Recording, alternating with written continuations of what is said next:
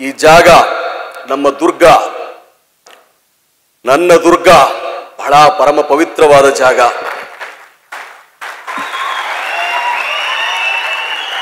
ಪುರಾಣದ ಪ್ರಕಾರ, ಪುರಾಣಗಳನ್ನ ನೀವು ನಂಬುವುದಾದರೆ, ಕೃಷ್ಣ ಮತ್ತು ಜಾಂಬವಂತಿಯ ಮಗ ಚಿತ್ರಕೇತು ಆಳಿದ ಜಾಗ. ಪುರಾಣವನ್ನ ನೀವು ನಂಬುವುದಾದರೆ ಈ ಚಿತ್ರದುರ್ಗ, ಇದರ ಹೆಸರು ಶ್ರೀಕೃಷ್ಣ ಪರಮಾತ್ಮ ಮತ್ತು ಜಾಂಬವಂತಿಯ ಮಗ ಚಿತ್ರಕೇತು ಆಳಿದ ಜಾಗ. ಚರಿತ್ರೆಯನ್ನ ನೀವು ಓದಿದ್ದರೆ, ಹಿಸ್ಟ್ರಿ ಚಾರಿತ್ರಿಕವಾಗಿ ನೋಡುವುದಾದರೆ, ಕನ್ನಡಿಗರಾದ ರಾಷ್ಟ್ರಕೂಟರು, ಚಾಲುಕ್ಯರು, ಹೊಯ್ಸಳರು, ವಿಜಯನಗರದ ಅರಸರು ನಾಯಕರಾಳಿದ ಜಾಗ. ಇದರಲ್ಲಿ ಸುವರ್ಣ ಯುಗ, ಸ್ವಾಭಿಮಾನಕ್ಕೆ, ಕ್ಷಾತ್ರ ತೇಜಸ್ಸಿಗೆ, ಶೌರ್ಯಕ್ಕೆ ಇಡೀ ದೇಶದಲ್ಲಿ ಇನ್ನೊಂದು ಹೆಸರು ಚಿತ್ರದುರ್ಗದ ನಾಯಕರ ಆಳ್ವಿಕೆ. 1368ರಿಂದ 1779ವರೆಗೆ 211 ವರ್ಷಗಳ ಕಾಲ 77 ಜನ ಪಾಳೆಗಾರರು, 11 ಜನ ಪ್ರಮುಖ ರಾಜರು ಆಳಿದ ಜಾಗ.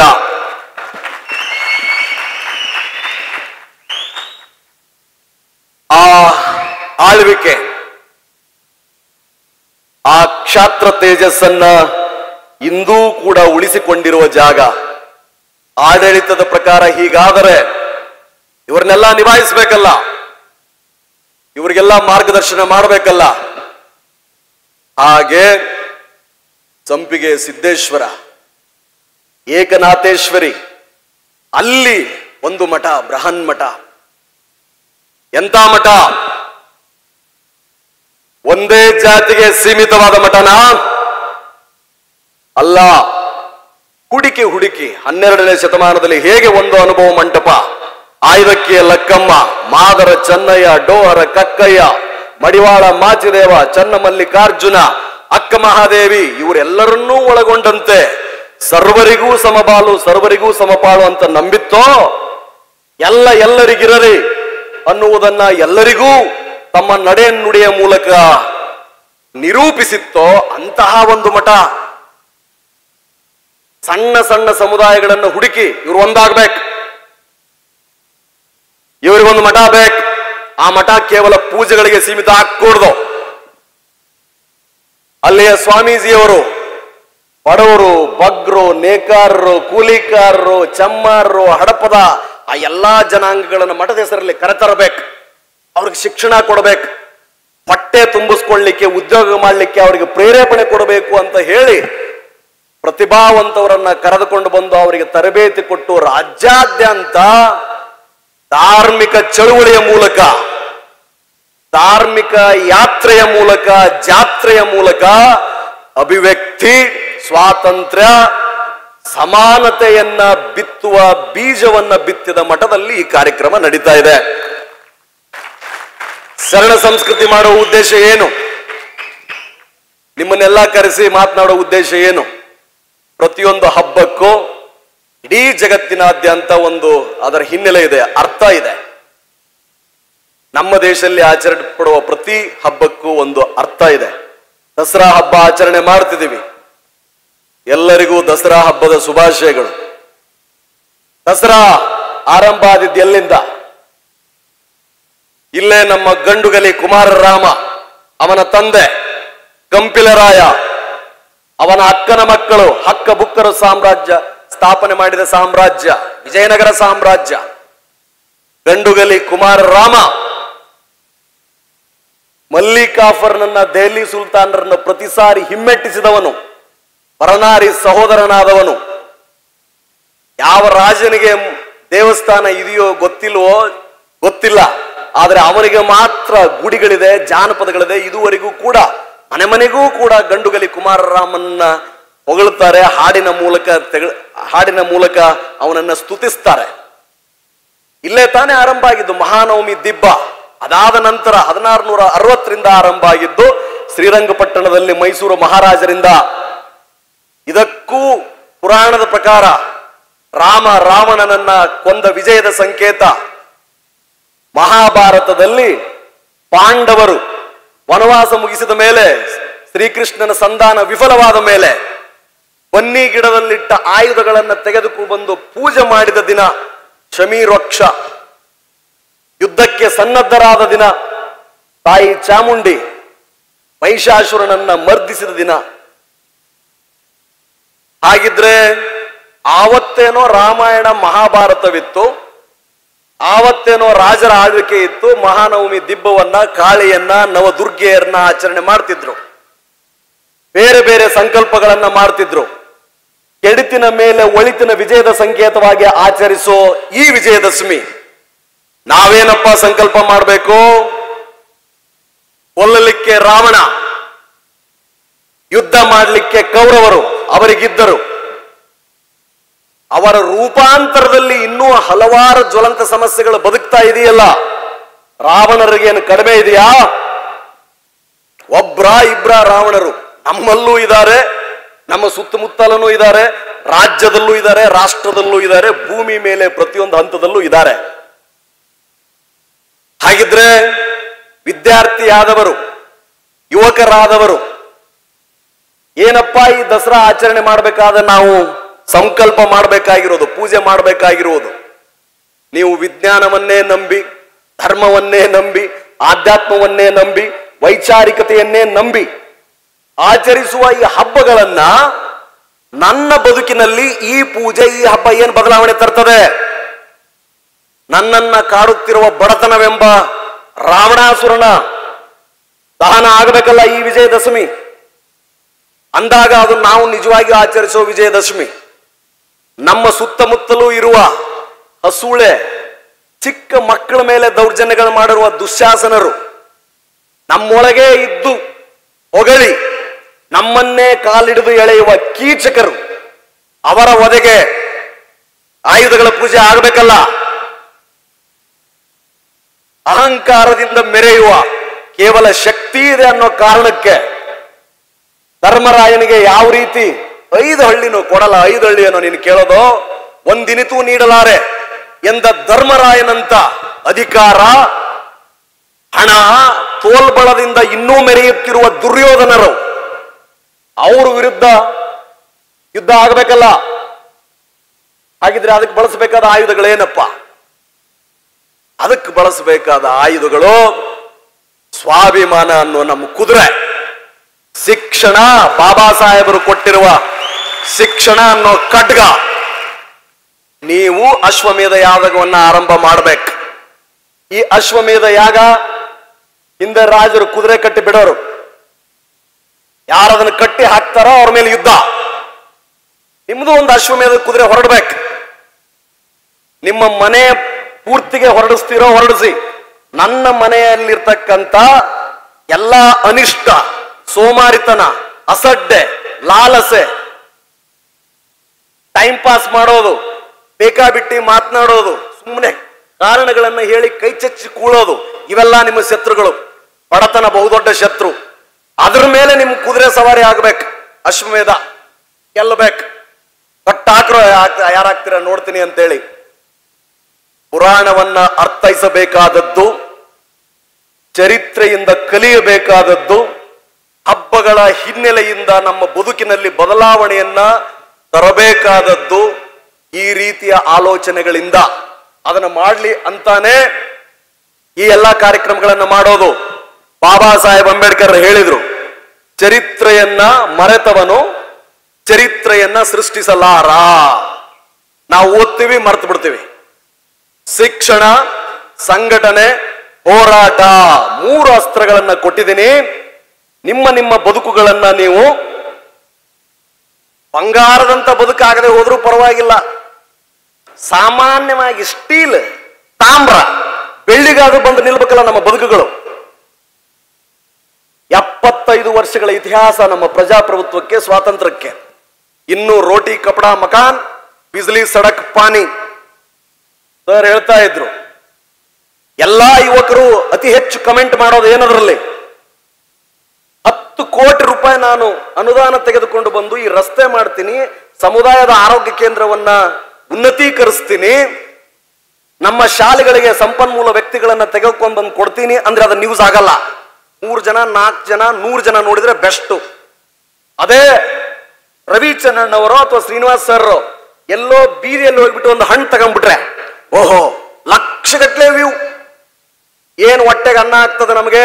ಎಲ್ಲೋ ಒಂದು ಡ್ಯಾನ್ಸ್, ಯಾರೋ ಒಬ್ಬ ಇನ್ನೊಬ್ಬ ಏನೋ ಒಂದು ಮಾತನಾಡಿದ್ದು ಕೋಟಿಗಟ್ಟಲೆ ವ್ಯೂ ಆಯ್ತದೆ. ಹಾಗಿದ್ರೆ ಬಾಬಾ ಸಾಹೇಬರು ಹೇಳಿದ ಚರಿತ್ರೆ ನಾವು ಮರ್ತು ಬಿಟ್ಟಿದೀವಾ? ಯಾಕೆ ನಿಮ್ಮ 7ನೇ ತರಗತಿಯಲ್ಲಿ ಕದಂಬರ ಬಗ್ಗೆ ಓದಿಸೋದು, ರಾಷ್ಟ್ರಕೂಟರ ಬಗ್ಗೆ ಓದಿಸೋದು, ವಿಜಯನಗರ ಸಾಮ್ರಾಜ್ಯದ ಬಗ್ಗೆ ಓದಿಸೋದು, ಸಾಮಾಜಿಕ ಸುಧಾರಣೆಗಳನ್ನು ತಂದ ಮಹಾತ್ಮ ಜ್ಯೋತಿಬಾಯಿ ಫುಲೆ, ಸಾವಿತ್ರಿಬಾಯಿ ಫುಲೆ, ದಯಾನಂದ ಸರಸ್ವತಿ, ರಾಮಕೃಷ್ಣ ಆಶ್ರಮ್ ಅಥವಾ ಅಣ್ಣ ಬಸವಣ್ಣನ ವಚನಗಳನ್ನು ನಿಮ್ಗೆ ಓದಿಸೋದು ಏನಕ್ಕೆ? ಓದಿ ಬಿಟ್ಟು ಬಿಡ್ಲಿ ಅಂತಾನ ಅಥವಾ ಮಾರ್ಕ್ಸ್ ಅನ್ನ ತೆಗೆದುಕೊಂಡು ಸರ್ಟಿಫಿಕೇಟ್ ಅನ್ನ ಭದ್ರವಾಗಿ ಇಡ್ಲಿ ಅಂತಾನ? ನಮ್ಮ ಪೂರ್ವಜರು 12ನೇ ಶತಮಾನದಲ್ಲಿ ಹೇಗಿದ್ರು, 8ನೇ ಶತಮಾನದಲ್ಲಿ ಹೇಗಿದ್ರು, ಯಾವ ಕಾರಣಕ್ಕಾಗಿ ವಿಜಯನಗರ ಸಾಮ್ರಾಜ್ಯ ಇಡೀ ಜಗದ 4 ಬಲಿಷ್ಠ ಸಾಮ್ರಾಜ್ಯಗಳಲ್ಲಿ ಒಂದಾಗಿತ್ತು? ಶ್ರೀಕೃಷ್ಣ ದೇವರಾಯ ಮತ್ತು ಆಡಳಿತ ವ್ಯವಸ್ಥೆಯಲ್ಲಿ ಅಂತಹದ್ದೇನಿತ್ತು? 14ನೇ ಶತಮಾನದಲ್ಲಿ 15ನೇ ಶತಮಾನದಲ್ಲಿ ರೋಡಲ್ಲಿ ಅರ್ಪವ್ ಹಳ್ಳ ಬಳ್ಳದಲ್ಲಿ ಪೂರ್ತಿ ಮುತ್ತುರತ್ನಗಳನ್ನ ಅಳಿಯುವಂತ ಬಂಗಾರದ ಹೊಗೆಯಾಡುವ ಸಾಮ್ರಾಜ್ಯ ಹೇಗಾಗಿತ್ತು? ಯಾಕೆ ರಕ್ಕಸಿ ತಂಗಡಿ ಯುದ್ಧದಲ್ಲಿ ಅಳಿಯ ರಾಮರಾಯ 5 ಬಾಮಲಿ ಸುಲ್ತಾನರ ಕುತಂತ್ರದಿಂದ ಸೋತ? ಅಥವಾ ಮದಕರಿ ನಾಯಕರ ಇತಿಹಾಸವೇ? ಈ ಇತಿಹಾಸದಿಂದ ನಾವು ಕಲಿತಿದ್ದೇನು? ಯಾವ ಗುಣ ಒಂದು ಸಾಮ್ರಾಜ್ಯವನ್ನ ಮೇಲ್ಮಟ್ಟಕ್ಕೇರಿಸಿತು, ಯಾವ ಒಂದು ಕಾರಣ ಅದನ್ನ ಅವಸಾನಕ್ಕೆ ತೆಗೆದುಕೊಂಡು ಬಂತು? ನಾನದರಿಂದ ಕಲಿಯೋದೇನು?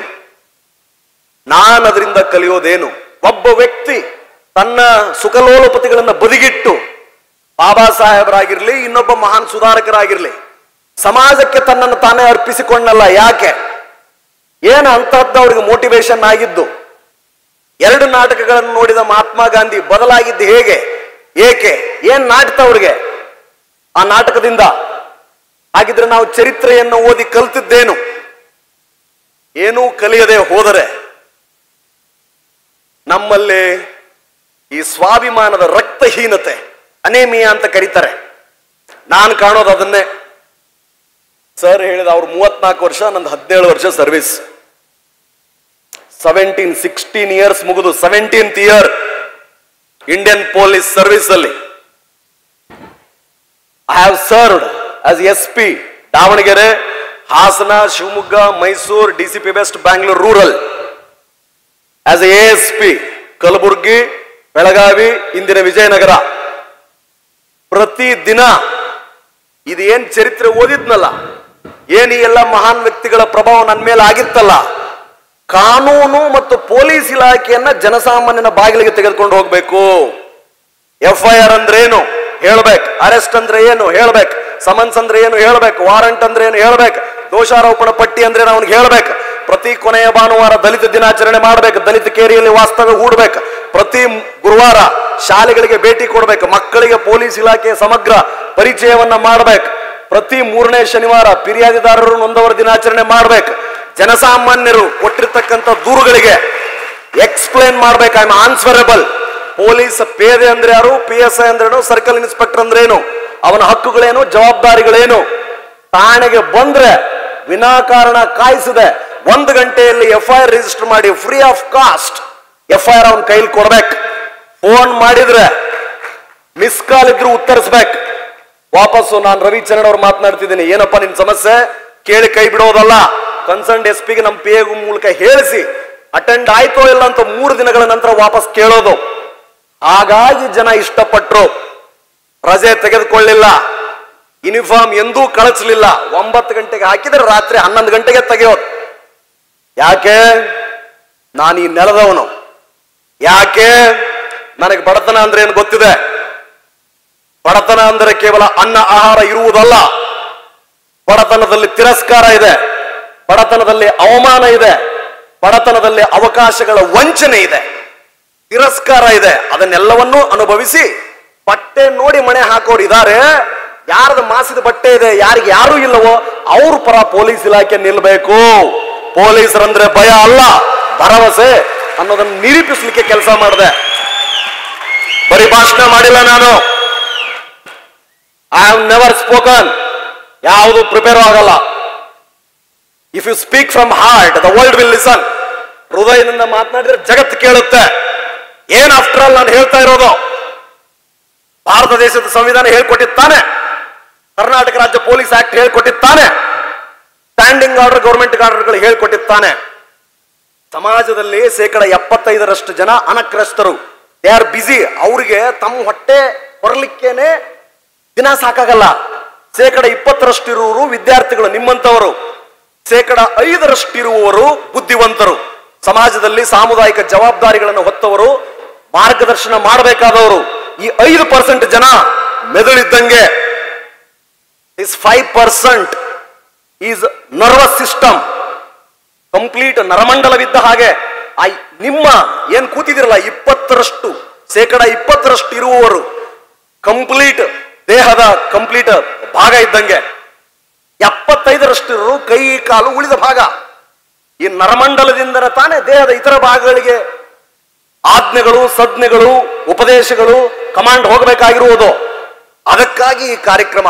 ಹಾಗಿದ್ರೆ 5% ಇರೋರು, ನಾನು IPS ಅಧಿಕಾರಿ, ಮಕ್ಕಳು ಹೆಂಡ್ರು ಚಲೋದಾರ, ದೊಡ್ಡ ಬಂಗ್ಲೆ ಐತಿ, AC ಕಾರ್ ಐತಿ, ಹಾಲಿಡೇ ಫಾರಿನ್ ಟ್ರಿಪ್ ಹೋಗೋಣ, ಪಾರ್ಟಿ ಮಾಡೋಣ ಅಂತ ಕೂತ್ಬಿಟ್ರೆ ಉತ್ಪಾದಕರಲ್ಲದ ಬಳಕೆದಾರರು ಈ ರಾಷ್ಟ್ರಕ್ಕೆ, ಈ ರಾಜ್ಯಕ್ಕೆ ಅಂತವ್ರು ಹೊರೆ.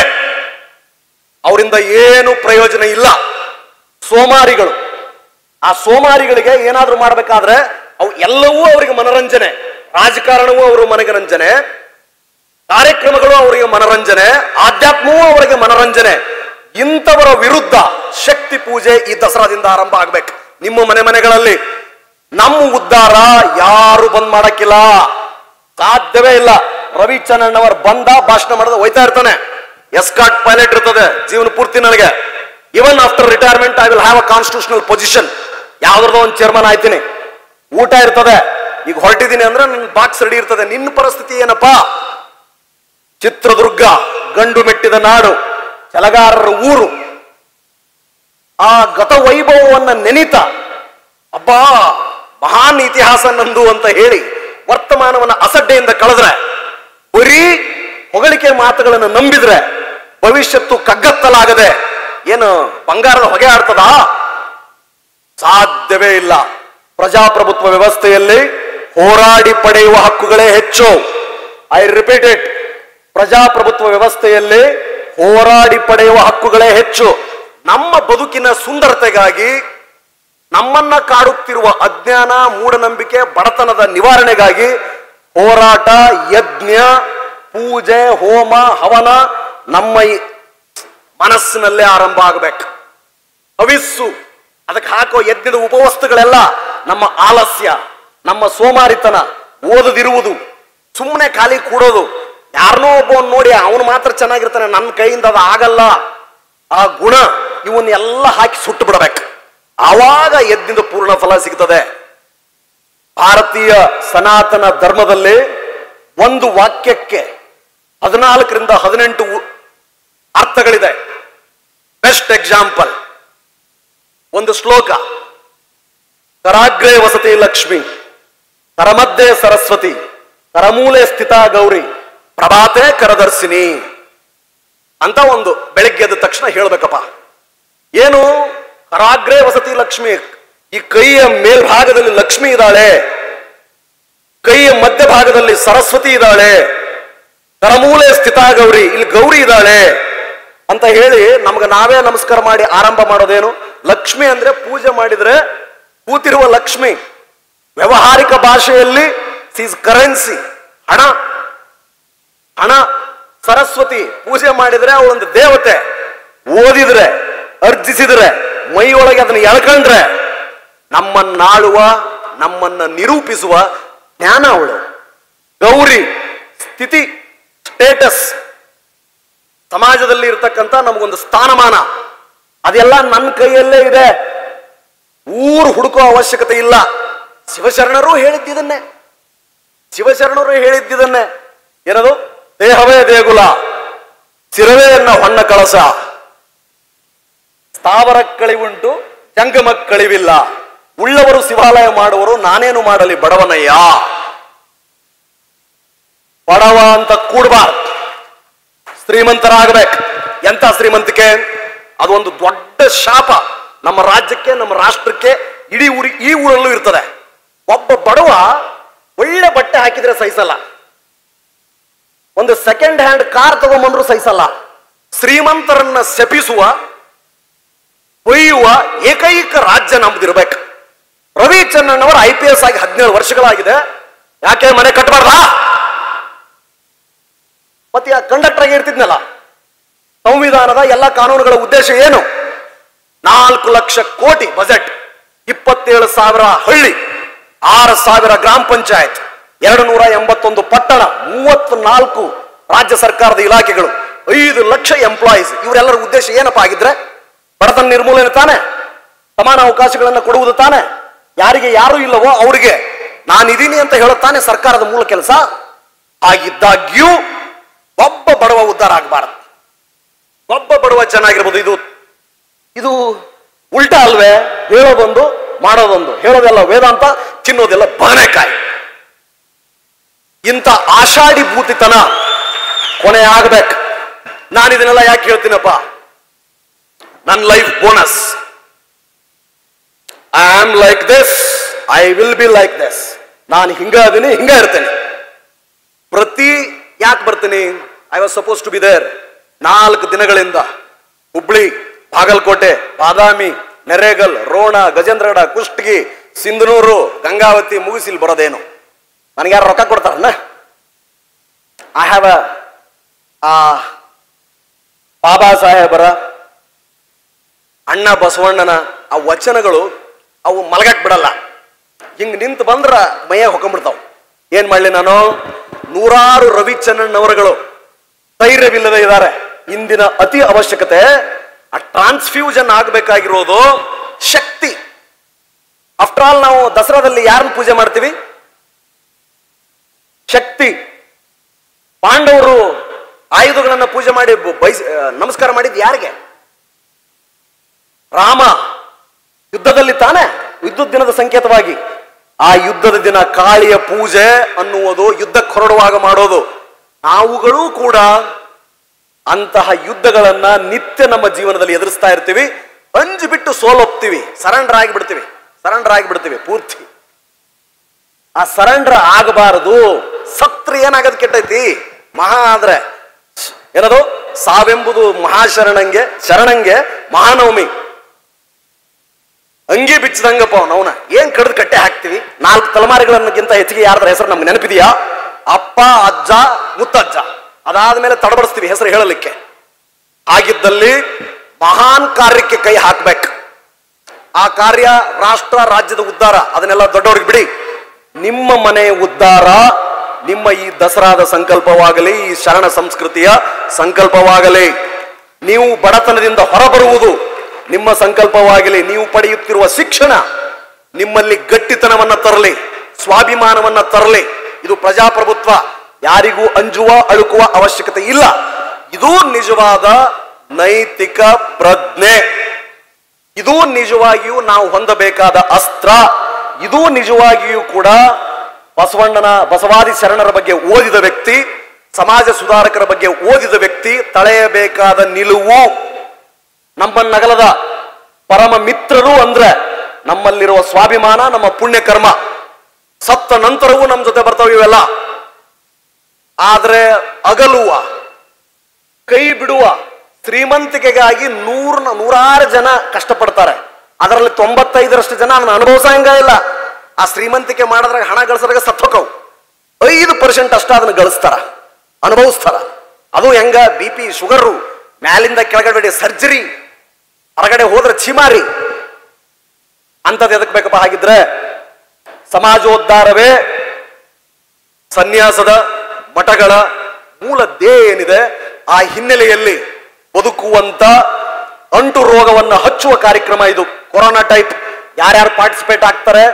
ಯುವಜನೋತ್ಸವ, ಕೃಷಿ, ಆರೋಗ್ಯ, ಮತ್ತೊಂದು ಮಗದೊಂದು, ಅದರಲ್ಲಿ ಏನ್ 400 ಜನ 4000 ಜನ ಸೇರಿರ್ತೀರಿ, 40 ಜನ ಬದಲಾದ್ರು, 40 ಜನ ಅಂತ ದೃಢ ನಿರ್ಧಾರಗಳನ್ನು ಮಾಡಿದ್ರು.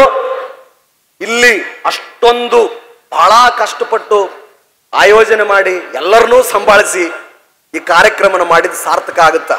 They don't have any self interest. ಇದು ಒಂಥರ ಯಾಗ ಇದ್ದಂಗೆ, ಇದು ನಡೀತಾನೆ ಇರ್ತದೆ, ಹರಿಯೋ ನದಿ ಇದ್ದಂಗ. ನಿಮ್ಮ ನಿಮ್ಮ ಶಕ್ತಾನುಸಾರ ನೀವೇನ್ ತುಂಬಿಕೊಳ್ತೀರಿ ಅದ ನಿಮ್ಗೆ ಬಿಟ್ಟೋಗಿದ್ದು. ಚರಿಗೆಯಾಗ ತುಂಬಿಕೊಂಡ್ರ ಚರಿಗೆಯಾಗ ತುಂಬಿಕೊಂಡು ಹೋಗ್ರಿ, ಬಕೆಟ್ನಾಗ ಹೋದ್ರ ಬಕೆಟ್ನಾಗ ಹೋದ್ರಿ, ಟ್ರಾಕ್ಟರ್ ಬಂದು ತಗೊಂಡು ತುಂಬಿಕೊಂಡ್ರೆ ಟ್ರಾಕ್ಟರ್ನಾಗ ತುಂಬಿಕೊಡ್ರಿ. ಆಣೆ ಕಟ್ಟೋದಾದ್ರೆ ಆಣೆ ಕಟ್ಟಿ ನಿಮ್ಮ ಬದುಕಿನ ನೀರಾವರಿ, ನಿಮ್ಮ ಬದುಕಿನ ಬೆಳೆ ಈ ನದಿಯಿಂದ ಸರಿಯಾಗಿ ಆಯ್ತದೆ. ಸೊ ಆ ಹಿನ್ನೆಲೆಯಲ್ಲಿ ಇನ್ನೊಂದ್ಸಾರಿ ಬರ್ತೀನಿ. ಎಲ್ಲರಿಗೂ ಟೈಮ್ ಚೀಟಿ ಕೊಟ್ರೆ ನಂಗೆ ಚೀಟಿ ಕೊಡೋಲ್ರ, ನಾನು ಕಾಯಕತ್ತಿದ್ದೆ. Hope this how I am. Never ever compare yourself with anyone. ಚರಿತ್ರೆ ಓದುವ ಪಾಠ ಮಾಡುವ ಪೂಜೆ ನಮ್ಮಲ್ಲಿ ಬದಲಾವಣೆ ತರಬೇಕು. ಅಂತಹದ್ದನ್ನ ಮಾತ್ರ ಮಾಡಿ, ಉಳಿದದ್ದನ್ನೆಲ್ಲ ಗಾಳಿಗೆ ತೂರು ಬಿಡಿ. ಇಂದಿನ ತುರ್ತು ಅಗತ್ಯ ರಾಜ್ಯ ರಾಷ್ಟ್ರದಲ್ಲಿ ನಮ್ಮನ್ನ ನಾವು ಅರಿಯುವುದು, ರಾಜ್ಯವನ್ನ ಅರಿಯುವುದು, ಸಂವಿಧಾನವನ್ನು ಅರಿಯುವುದು, ರಾಷ್ಟ್ರವನ್ನು ಅರಿಯುವುದು. ಆ ಹಿನ್ನೆಲೆಯಲ್ಲಿ ಒಂದು ಹೆಜ್ಜೆ ಇಡೋದು. ದೌರ್ಜನ್ಯ ಮಾಡುವ ವ್ಯಕ್ತಿಯಷ್ಟೇ ದೌರ್ಜನ್ಯವನ್ನ ಸಹಿಸುವುದು ಅಪರಾಧ. I have seen it. ಇನ್ನೂ ಪ್ರಜಾಪ್ರಭುತ್ವ ವ್ಯವಸ್ಥೆಯಲ್ಲಿ ಅಧಿಕಾರಶಾಹಿಗಳು ಮಾತು ಕೇಳೋದು ದೊಡ್ಡವರದನ್ನೇ. ದೊಡ್ಡ ವ್ಯಕ್ತಿ ಫೋನ್ ಮಾಡಿದ್ರೆ ನಾನು ಓಡಾಡಿ ಅವ್ರ ಕೆಲಸ ಮಾಡಿ ಕೊಡ್ತೀನಿ, ಬಡವರ ಕೆಲಸವನ್ನ ಮಾಡಿ ಕೊಡಲ್ಲ. ನೀವು ನಾಳೆ ಪೊಲೀಸ್ ಕಾನ್ಸ್ಟೇಬಲ್ ಆದ್ರಿ, ತಹಸೀಲ್ದಾರ್ ಆದ್ರಿ ಅಂದ್ರೆ ಈ ಚರಿತ್ರೆ ನಿಮ್ಗೆ ಸಹಾಯ ಮಾಡ್ಬೇಕು. ಯಾದಗಿರಿಯಿಂದ ಯಾರು ಬರ್ತಾರ, ರಾಯಚೂರಿಂದ ಬರ್ತಾರ, ಕೊಪ್ಪಳದಿಂದ ಬಂದ್ರೆ ಸೌಜನ್ಯಯುತವಾಗಿ ವರ್ತಿಸುವ ಗುಣ ನಿಮ್ಗೆ ಆ ನೌಕರಿ ಕಲಿಸ್ಬೇಕು. ಒಬ್ಬ ತಹಸೀಲ್ದಾರ್ ಆದ್ರೆ ಸ್ಮಶಾನಗಳನ್ನ ಕೊಡುವ ಪುಣ್ಯ ಕರ್ಮ ಕಟ್ಕೋಬೇಕು. ಐ ಹ್ಯಾವ್ ಸೀನ್, ನಾನು ನೋಡಿದ್ದೀನಿ. SP ಆಗಿ ಬದುಕಿದ್ದಾಗ ಬಡವರಿಗೆ ನೆಮ್ಮದಿ ಜೀವನ ಇಲ್ಲ, ಸತ್ತ ಮೇಲೆ ಸುಡಾಕು ಜಾಗ ಇಲ್ಲ ಎಷ್ಟೋ ಗ್ರಾಮಗಳಲ್ಲಿ. ಏನಪ್ಪ ಸಾಧಿಸಿದ್ವಿ? ನೀವೆಂತ ತಹಸೀಲ್ದಾರ್ ಆಗ್ಬೇಕಂದ್ರೆ ಎಲ್ಲಾ ಯೋಜನೆಗಳನ್ನ ಮನೆ ಮಟ್ಟಿಗೆ ಮುಟ್ಸುವಂತ ವ್ಯಕ್ತಿ ಆಗ್ಬೇಕು.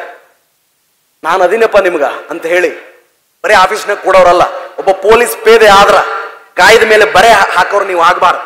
PSI ಅದಕ್ಕೆ ಔಷಧಿ ಆಗುವಂತ ವ್ಯಕ್ತಿ ನೀವು ಆಗ್ಬೇಕು. ಅದಕ್ಕೆ ಹೃದಯವಂತಿಕೆ ಬೇಕು. ಹಾಗಾಗಲೇ ಅಂತ ವ್ಯಕ್ತಿಗಳು ನೀವು ಆಗ್ತೀರಾ ಅನ್ನೋ ಆಶಯದೊಂದಿಗೆ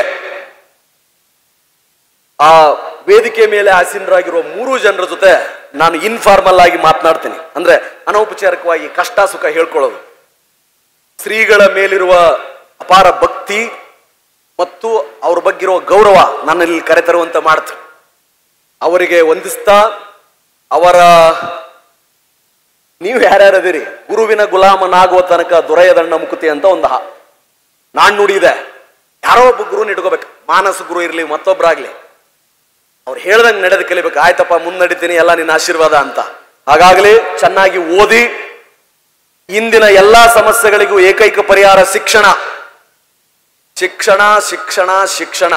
ದುಡ್ಡೇ ದೊಡ್ಡಪ್ಪ, ವಿದ್ಯೆ ಅದರಪ್ಪ. 50 ಎಕರೆ 100 ಎಕರೆ ಜಮೀನ್ ಇದೆ ಸರ್ ನಮ್ಗಂದ್ರೆ ಇದುವರೆಗೂ ನಾನು ಹೇಳಿದ ಯಾವುದೇ ಮಾತುಗಳು ನಿಮ್ಗೆ ಅನ್ವಯ ಆಗಲ್ಲ. ನಮ್ಮ ಅಪ್ಪಂದೊಂದು ಆಯಿಲ್ ಫ್ಯಾಕ್ಟರಿ ಇದೆ, ಶುಗರ್ ಫ್ಯಾಕ್ಟರಿ ಇದೆ, ಕೋಆಪರೇಟಿವ್ ಬ್ಯಾಂಕ್ ಅಪೆಕ್ಸ್ ಅಧ್ಯಕ್ಷ, ನಮ್ಮ ಮಾವ IAS IPS, ಲಕ್ಷ ಗಟ್ಟಲೆ, 1000 ಕೇಳಿದ್ರೆ 10,000 ಕೊಡ್ತಾನೆ. This is not for you people. ಇದೇನು ಇಲ್ಲ ಸ್ವಾಮಿ, ಬಡವರಿದ್ದೀವಿ. ಅಪ್ಪ ಅಮ್ಮ ಕೂಲಿ ಕಾರ್ಮಿಕರಿದ್ದಾರೆ, ಗೌಂಡಿ ಇದ್ದಾರೆ. ನಮ್ಮಪ್ಪ ಕಂಬಾರಿಕೆ ಮಾಡ್ತಾನೆ, ನಮ್ಮಪ್ಪ ಹೇರ್ ಸಲೂನ್ ಅಲ್ಲಿ ಕೆಲಸ ಮಾಡ್ತಾವನೆ, ಟ್ಯಾಕ್ಸಿ ಡ್ರೈವರ್ ಅವನೇ, ಬೆಂಗಳೂರಲ್ಲಿ ಕೂಲಿ ಕೆಲಸ ಮಾಡ್ತಾರೆ. ಅಂದ್ರೆ bloody well you must study. ಕಷ್ಟಪಟ್ಟು ರಕ್ತ, ಅಲ್ಲಿ ಕಣ್ಣೀರಲ್ಲ ರಕ್ತ ಬಂದ್ರು ಓದ್ಬೇಕು, ಚೆನ್ನಾಗಿ ಓದ್ಬೇಕು, ಚೆನ್ನಾಗಿ ಓದ್ಬೇಕು. ಓದ್ಬಿಟ್ಟು ಅಧಿಕಾರಿಗಳಾಗಿ, ಅಧಿಕಾರಿ ಆಗ್ಲಿಲ್ಲನು, ಅಧಿಕಾರಿಗಳಾಗ್ಲಿಲ್ಲಪ್ಪ. IAS IPS ನಮಗೇನು ಕೊಂಬಿಲ್ಲ, ನಮಗೇನು ಕೊಂಬಿಲ್ಲ.